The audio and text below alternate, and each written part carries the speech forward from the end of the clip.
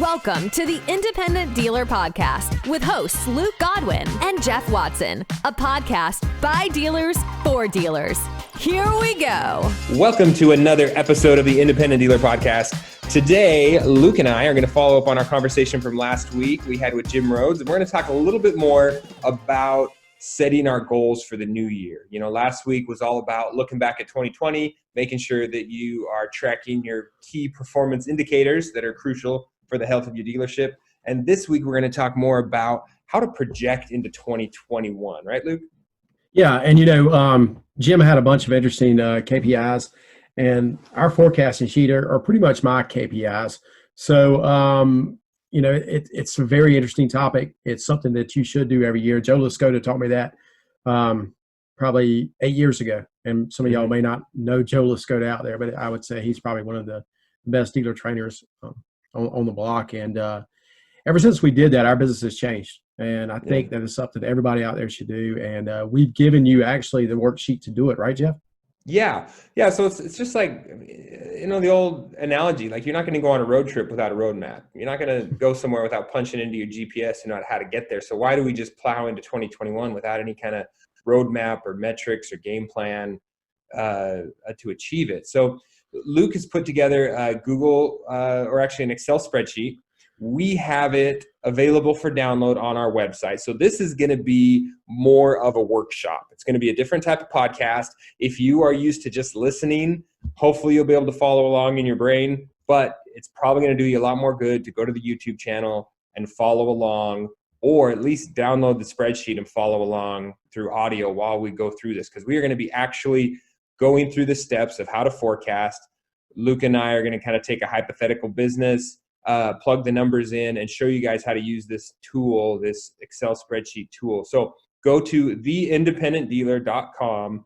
About halfway down under our newsletter subscription button, you'll see a little link that just says download 2020 goal projection spreadsheet. And that's what we're going to be working off today. So if you are on the YouTubes, you will be able to see the screen share, hopefully, if we know how to do this thing right. And we're going to walk through this goal setting and forecasting sheet. Luke, start us out, Luke. There's a couple of assumptions we got to get into, right? Sure. And I want to just tell you that if you're not, if you're retail only, then you may want to change the first thing. And I think the first thing to look at is sales per month goal. So if you don't do buy here, pay here, take the buy here, pay here out. If all you do is buy here, pay here, take the retail out. If you do retail plus CAC plus buy here, pay here, maybe you need to add a line. So just remember, however you want to look at it, but I think it's very important to look at it broken down and not just one particular thing if you do multiple things. You understand that, Jeff? Yeah, absolutely. And I think, we're going to go all the way from the start of the sale for the retail dealers, and then we're also going to be getting into the write-offs and the charge-off for the buy here, pay here dealers that are out there. But if you're a retail dealer or a subprime dealer, you can just substitute the buy here, pay here section, the charge-off section for your discount. Right. You can look at that and say, okay, here's my retail sales, here's my gross, but here's my discounts. I'm just going to put that in the repo line where the buy here, pay here dealers put their charge-offs. So that's a great idea. I didn't think about that, Jeff. Kind of the same deal. So I think we can. This is going to work for all dealers, right, Luke? Yeah, I think so. And like Jeff was saying, there are certain things you need to know. You need your last year's, you need your sales goal per month. So the way I look at this is I want to look at last year and decide whether we want to grow this year, or we're going to be about the same, or we're going to do less. Because, some people may have decided last year, hey, I did 15 cars a month and I'd like to get to 20, but there may be some people out there say, hey, I did 15 cars a month and I want to do 10 next year. So you need to have that in the back of your mind. So if we look at do we want to start there, Jeff, or do you want to go through each one of these first? Yeah, let's do that. We're going to pull up these assumptions. These are 9 numbers that you need to figure out first in order to plug these into the spreadsheet. Sales goal per month. That should be pretty easy. Okay. Also, average gross per deal. So look back last year. And last year was an interesting year. So if you have at least 2 years of data, you may look at that and see if that's pretty normal as it fluctuated some. We did see our average gross per deal go up last year. So you need to look at that and assume that it's going to be pretty much the same as it was last year. Probably not much difference. Your doc fee is pretty standard. That's set by your state. So, Jeff, what is your doc fee? $299. $299. So gap penetration. So if you're selling gap out there, you should know the penetration rate. So that means if I sell 10 cars last month, how many gap products did I sell? We do pretty well with this. We're at about 60 or 70%, which is really high. Yeah. Most people are going to probably fall around the 30%, when you think? Yeah, I would say. So 30%, and the profit's probably $250 a contract up to, it might be a little higher. It just kind of depends on what your state allows. Service contract as well. You need to know what your percentage is there and what's your average profit per penetrated deal. Yeah, obviously with the service contract, hopefully, especially if you have your reinsurance company set up, dealery, you want to have a high penetration in the 70 to 80 to 90% on service contract up sales. But that's not the ones you're giving away as a warranty. This is something you sell on top of that. So, right. Service contract. I think last year we ended up at about 55 to 60% penetration.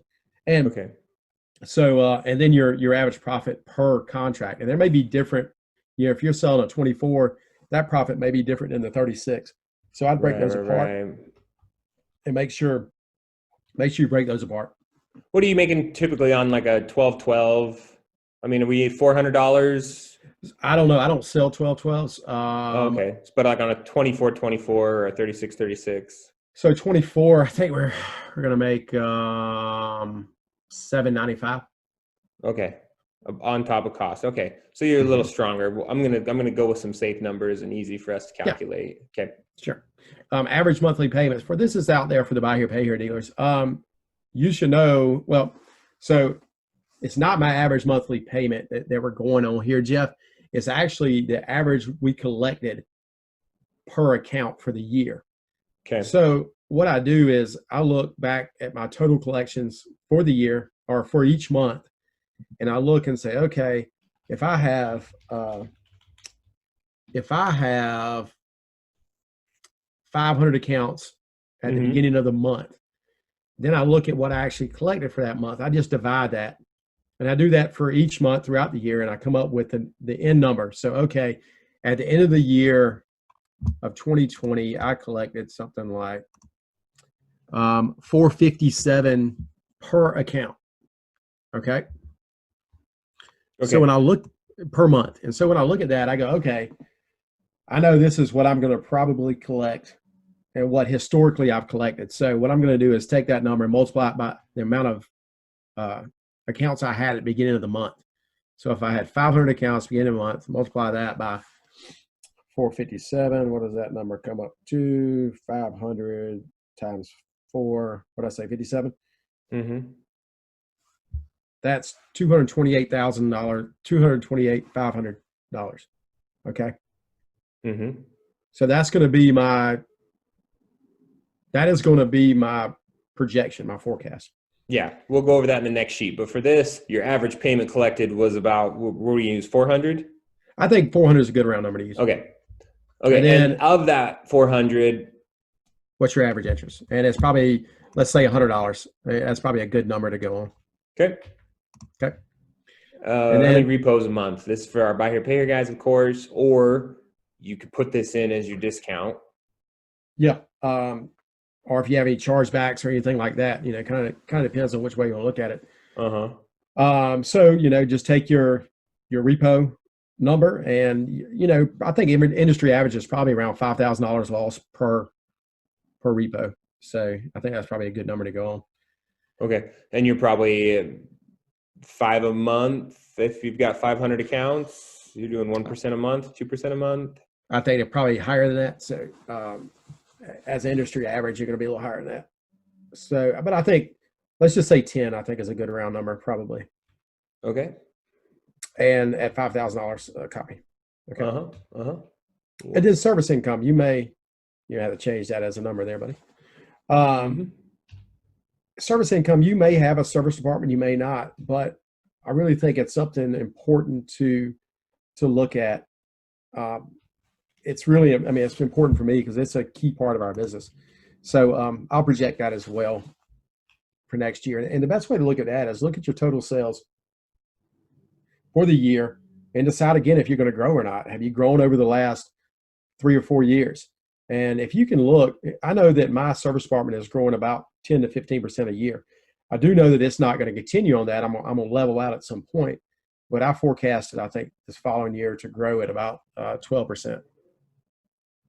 Okay. So total sales would grow at 12%. Your profit's not going to grow at 12%, just to let you know that. Uh-huh. So service income, you'd say. And that's, are we looking at net service income here, or are we just looking at sales? I don't know. Okay, we're looking at both. Service sales, and then, so service income would be your total sales. Let's just say $50,000. 50? Okay. And then, Strong shop. 50,000. And then you're going to probably you're going to aim for about 15%, but you got to have a really good shop to get there. So let's base it on 9%. So about $4,500 net income a month. And that's the number you want here. You're going off net income. We're going to have another line there, Jeff. Okay. For service net. Okay. Okay. Hey, everybody. Real quick to jump in here and plug our sponsor, TaxMax. Luke's, it's tax time. It is. It's getting there, right? It's not quite there. We got to get through the riots and all this craziness before we get into tax season, but I'm ready for it. January it started off a little slow. How about you, Jeff? Are you doing some tax deals? Well, I reached over to get into my safe to pull out this check. So if you guys are on the YouTube channel, you watch the video. Wow, nice. That's a $6,000 deferred, not even deferred. It's a customer of ours that's great. They came in, we filed their taxes. They get like $8,500 back every year. They got the refund advance max. So I got a check for $6,000 guaranteed. I printed it right here at my dealership. I'm going to go stick it in the bank this afternoon. We put it towards their down payment. They got into a new vehicle. So that's wonderful. That's the beauty of TaxMax. I already literally have my hands on tax cash right now. That's crazy. So I'm not as good at that as you are. So make sure you're telling people you're doing TaxMax, right? That's one thing that I forgot to do this year. So tell people you're doing it and actually do it, because as Jeff is proof, he's already got tax money. Yeah, and you guys are getting this today on this podcast will go out on the 14th. It's not too late. These guys will get you signed up quickly. The process is super, super simple, and they hold your hand every step of the way. They verify everything. You call them, they pick up on the first ring. So don't think that you're just going into this blindly and having to figure it out. You could literally get signed up right now, be up and running next week, filing people's taxes and intercepting that tax money before it gets spent elsewhere. That's awesome. Back to the podcast. Cool. Okay. So these are our assumptions we're going to make with this model. So now let's get into the actual forecasting spreadsheet. This is the one you guys can download from our website, theindependentdealer.com. About halfway down below our subscribe button, you're going to see a little link you can click on. It's not spam. It's not malware. It's not going to crash your computer, hopefully. Run it through your Norton. But this is the little Excel spreadsheet you're going to see. So I think you've got most of the calculations built in here. So let's go through these steps, Luke. How do you go about forecasting your year? How do you use this tool in your dealership? So we're going to don't type in that top box, of course, because there's a formula there. So what I'm going to do is I'm going to look at what I did last year, and then I'm going to look at what I did in 19. And I'm going to decide whether I'm going to grow. What do the current conditions look like? Do they look like we're going to sell more cars next year, or does it look like we're going to probably be lucky to do the same? So I go month by month. Now, you don't have to do this, but I know that in January, we're going to try our best to hit 35 total cars sold. And that would be, 30 buy here, pay here deals and 5 retail deals. Okay. And you see it totals up there. February is going to be a little better, right? So let's say 35 buy here, pay here's and 5 retails. And we're going to stay at 5 across the board on the retail, because That's historically what we've averaged. And we have found out that if we try to go any harder there,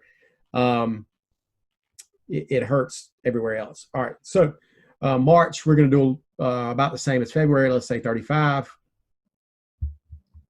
This was actually my projections, these actual projections from last year. We're gonna slow up a little bit in April. Then we're gonna do 28, and we're gonna do 28 April, May, June, 25 in July because it's too hot to come outside. And August we'll do 30 because for some reason August is better. September, September everybody goes back to school, but still it can be pretty strong. So we'll do 30 there. And then October is always good. So 32, 30 November, 30 December. Okay. And so if you look at the end here, that's going to give you the total cars sold for the year, 421. And I'm going to tell you how close I got to that number, Jeff, which is hilarious. We did 410 cars. We did 362 buy here, pay here deals. So I was within one number of that. Wow. And we did 48 retail deals because I was projecting maybe a couple more than I should have last year. But it's interesting that for two things about forecasting. Don't go crazy, right? Okay. Yeah, I learned this from doing triathlon. And when you do really long distance triathlon, you always have an A goal, a B goal, and a C goal.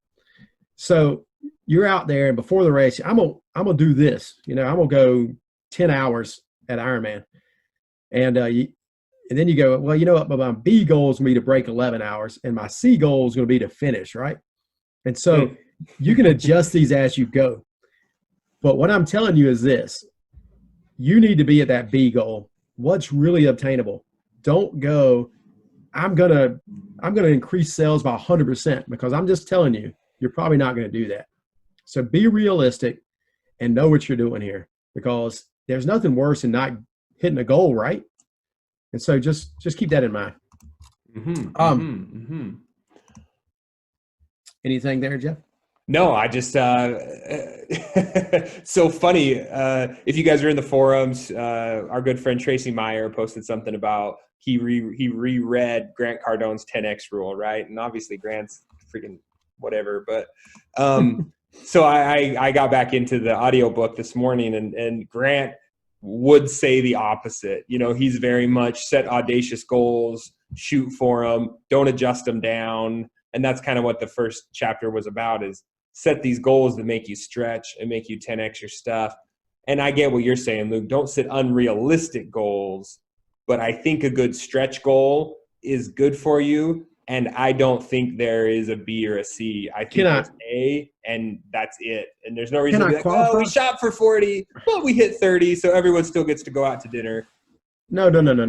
There's a goal and there's a forecast. And maybe I said that wrong. Your forecast needs to be realistic. You can have bigger goals, but be very realistic with your forecast. And those are two different things. And I should have said that earlier. And this would not be, you wouldn't necessarily go out to your salesman and say, hey guys, we're trying to do, 30 buy here, pay here this month. You'd go out there and say, guys, we're doing 35 this month because, my forecast is based on 30, but I'm always going to stretch you guys. We're always going to shoot for, assuming that's where you want to do, and I'm saying that's probably the classification of this whole thing is not everybody wants more sales. Not everybody wants more. I get it. Maybe you just want to increase your grosses or decrease your, cost of whatever, but okay. No, totally understand that. Yeah. And if you look, everything populates for you. So I guess I must have a gross already figured in there. Yeah. It looks like you've got 32,6056 as your gross per car. Yeah. Okay. So you guys, as your dealers, when you find out what that average gross is, you may want to go in and change this number right here to reflect what your actual gross per car is based on your historic or based on what you want your goal to be, right? This is forecasting. Would that be a place to say, hey, I'm typically at 2,000 a copy. I want to get that up to 22 or 25. Yeah, which is very doable. So make sure you adjust that. And also your doc fee. I probably have the 225 in here as doc fee. And I must have my warranty penetration in here as well. So you should you should change those Yeah. numbers. Yeah, I just ruined What it. did you do? Just go back. I just ruined your formula. Just go back. There you go. Okay. All right. And you will need to put your gap. It looks like you'll need to change those type things. Yep. Okay. Yep. So you got your gross. So you put your gross here, but then you put your gross per unit here as well. So that's okay. Let's take in 5B, dividing it. Oh, that's what's giving you this. Yeah. But this is also giving you your gross times 5B. Okay. That's just dividing it back out. Interesting. Yep. Okay. I don't know why I did that. Your average gross and then your doc fee, he's got his at $225. Obviously. Each state I've got is mine at $299, and everyone's got everything else somewhere else. So gap. If you don't know your penetration, you can do that. If you go down to the gap percentage and put in 30% and see what happens. Yep. Or just do there you go. Yep. So as soon as you put in that, you will need to change your gap profit there, so it'll reflect your number. And you're 30% across the board, Luke? That's what I do. Whatever my percentage is for the year, I just do that. Yeah, okay. I'm going to drag that gap 30% all the way across the board. Every month he's penetrating 30%, which means he's selling 9 gap contracts and making $2,250. It looks like it's already calculated in your warranty, your 24, and your 36. And by warranty, I think you meant service contract. BSC, yeah. And okay. I'm sorry, I should not interchange. Yeah, I should not interchange those, but I do. Okay. But it looks like you're calculating that at a 35% penetration. 24 is at 35%, and then your 36 would be 20%. 20%. Okay. Those are the upsells you're doing above and beyond the warranty that you provide for free. Right? Yep. You give a warranty? Yeah, I do. 12. Yeah, a 12. Great. So then you look down here, and that's calculating this number here on the warranty profit. You see these formulas Luke's already put in, that he's making $505 on his 1212, and he's making $605 on his 3636. Yep. So those are two assumptions that you would want to change based on how your warranty, what company you're using, the average, if you got your own reinsurance set up, for your service contracts, what kind of profit you're making on those service contracts. So that's going to give you your total warranty profit across the board here. Anything we missed from that? I don't think so. I think everything's in there. Awesome. And then we go to collections. And if you see, I think if you fill in the accounts BOM, let's say you started the year with 500 accounts. Okay. It should. Yep. Didn't for some reason. Oh yeah, it did. Okay. So you will need to look at that every month. So what I typically do is I say, okay, what's my growth been? And I can tell you right off the bat that we've grown at last year, our accounts grew at 12%. For the last 5 years, they've grown at about a 9 to 11% gain. So I'll know at the beginning of the year, if I had 500 accounts, I can figure about the end of the year, take 500, multiply it by 1 point, whatever your growth is, let's say 10%. That puts me at 550 by the end of the year, right? Right. So I need to look at that. I know that I'm going to peak. Typically for me, my accounts will peak probably in August or September. And y'all go, why is that? Well, because your sales slow down, your repos increase at the end of the year. So I know that I'll probably somewhere in that, if I've got 500 accounts and I'm growing at 10%, I'm going to probably peak around 560 or 570 one of those months. And then I'm going to go back down. And by December, I'm going to be at probably 550 accounts. So just keep that in mind as you do this. Gradually grow them each month till you hit that number and then bring them back down.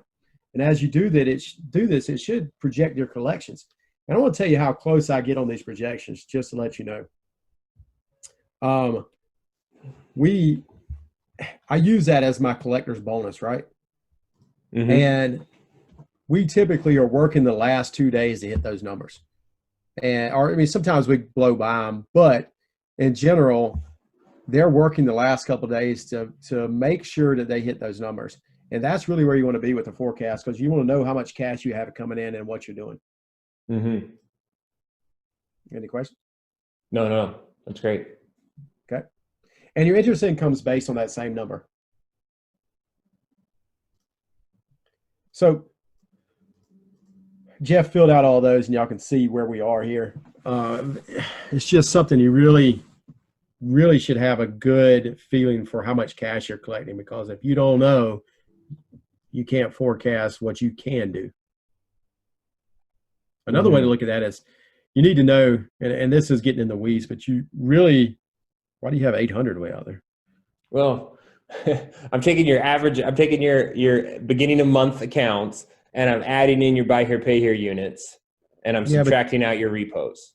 Okay.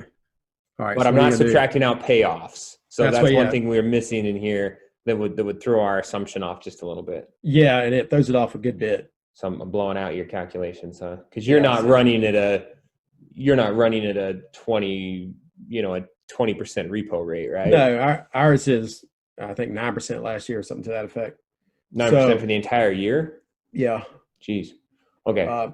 So you gotta remember to really look at your numbers here. I think actually, let's look. I had 68 total repossessions last year.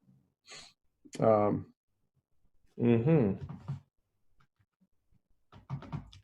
So it's going to put you closer to that. 5 to 6. 8.5%. So, yeah, and that's you really need to know those numbers. But I think in general, most people are going to be probably around the 20%. Yeah. I think that's a fair assumption.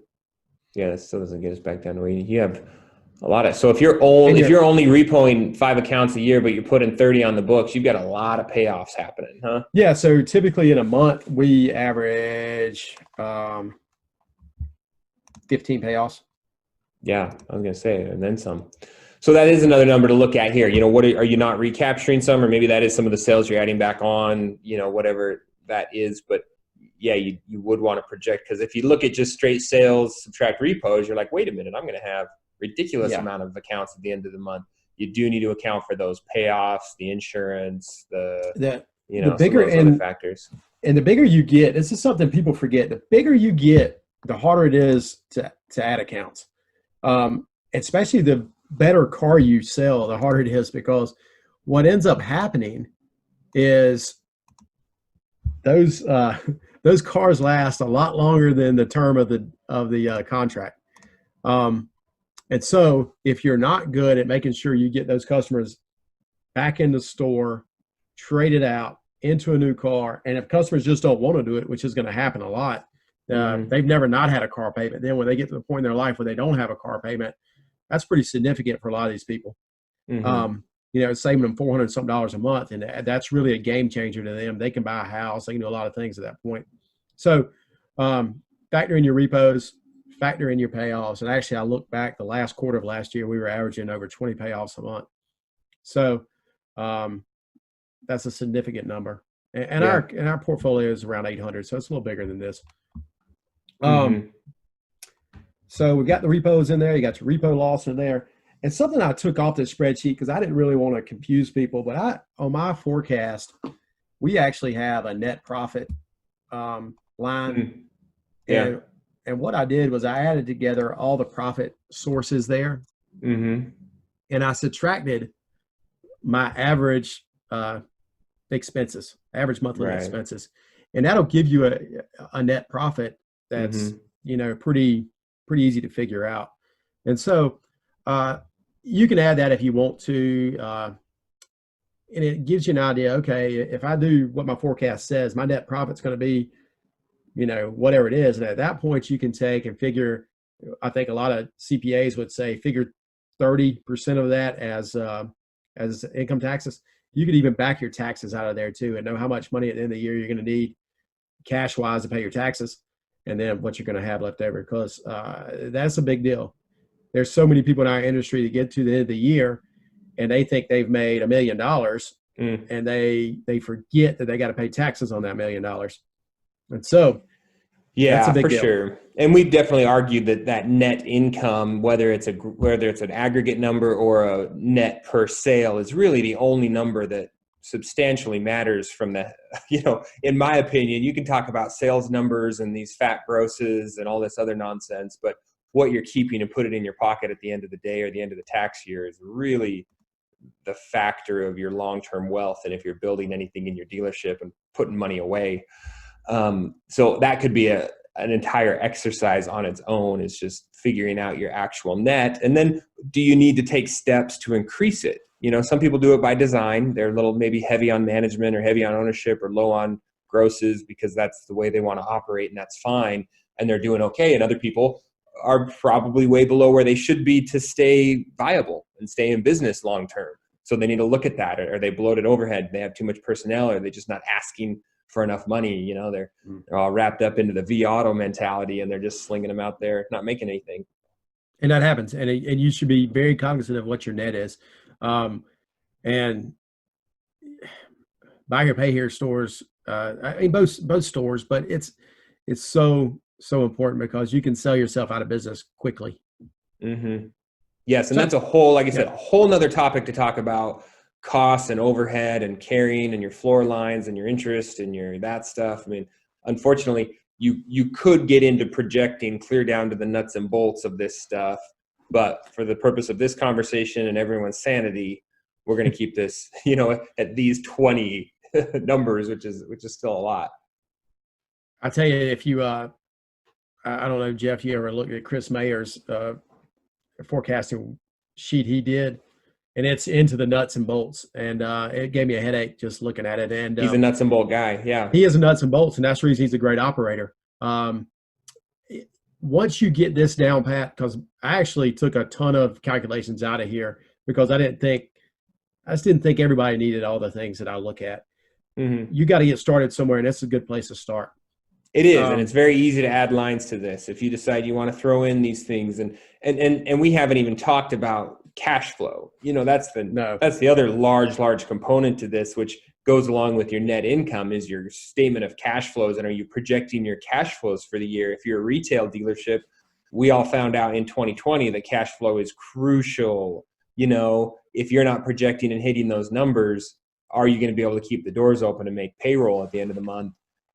Best case, worst case scenario. And then if you're a buy here, pay here dealer, are you going to sell yourself dry? Out of business, Yeah. You end up selling so many cars that you can't replace the ones you have, and your bank account's empty, and you got ahead of yourself. So definitely tying this in with a statement of cash flow projection would be handy as well. For sure. And in service sales, you can actually just look at what you've been doing in your service department, project that out. And, let's just say that this is a sales total number, or do you want to put the service net here? Oh, there's service net right below that. Yeah. Okay. So you got service sales, and just stretch out all that. And you say you'd average about that 50. That's what you guys are doing every month, huh? No, we're doing 86,000 or something. Jeez. Okay. But if you're doing that and then you're trying to net 15% on that.